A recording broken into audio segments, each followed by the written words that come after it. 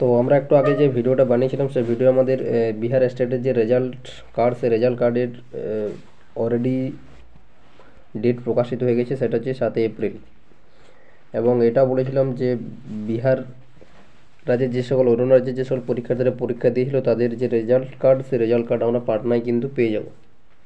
এবং কবে পাবো সেটাও কিন্তু বলে দিয়েছিলাম যে 7 এপ্রিল থেকে সম্পূর্ণ প্রত্যেকটা ডিও অফিসে কিন্তু বা যে যে সকল কেন্দ্রে বলা হবে সেই সকল কেন্দ্রে কিন্তু তাদের বা বিহার স্টেটের যে রেজাল্ট, সেই রেজাল্ট কিন্তু দেওয়া হবে।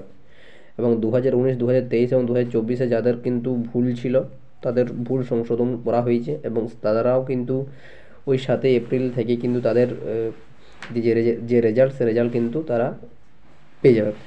এবং অন্য রাজ্যের যে সকল পরীক্ষার্থীরা পরীক্ষা দিয়েছিল তারা কোথায় পাবে সেটাও বলেছিলাম একবার, কিন্তু এখানে কিন্তু একদম সঠিকভাবে অফিসিয়ালিভাবে কিন্তু বলা হয়েছে, যেটা হচ্ছে কি बिहार में लगभग हर जिले में स्टेट सर्टिफिकेट का वितरण अप्रैल के प्रथम सप्ताह से किया जाएगा। ঠিক আছে। এবং অন্য রাজ্যে অন্য রাজ্যে যে সকল পরীক্ষার্থীরা পরীক্ষা দিয়েছিল তারা কোথায় পাবে, তো অন্য প্রদেশ वाले डीओ ऑफिस पटना में अपना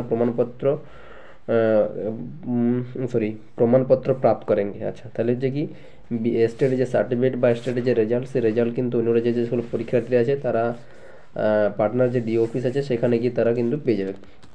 এবং যদি ডিও অফিস যদি চায় যে অন্য রাজ্যে যে সকল পরীক্ষার্থীরা আছে তারা একটা নির্দিষ্ট সেন্টারে গিয়ে তারা তাদের রেজাল্ট সংগ্রহ করতে পারবে, তাহলে কিন্তু তারা ডিও অফিসে কিন্তু বা রেজাল্ট দেওয়া শুরু করবে। আর যদি চায় যে আমরা ডিও অফিসেই তাদেরকে রেজাল্ট দেওয়া শুরু করব, তাহলে তারা কিন্তু অবশ্যই কিন্তু তোমরা পাটনার যে ডিও অফিস থাকবে সেখানে গিয়ে নিজেদের কিন্তু প্রমাণপত্র বা সার্টিফিকেট বা রেজাল্ট কিন্তু সংগ্রহ করতে পারবে। ঠিক আছে, তাহলে এইটুকুই জানানোর ছিল। তো পরবর্তী যদি কোনো নিউজ পাই অবশ্যই তোমার সঙ্গে তুলে ধরবো। তো এখনকার মতন সকলকে জয় হিন্দ।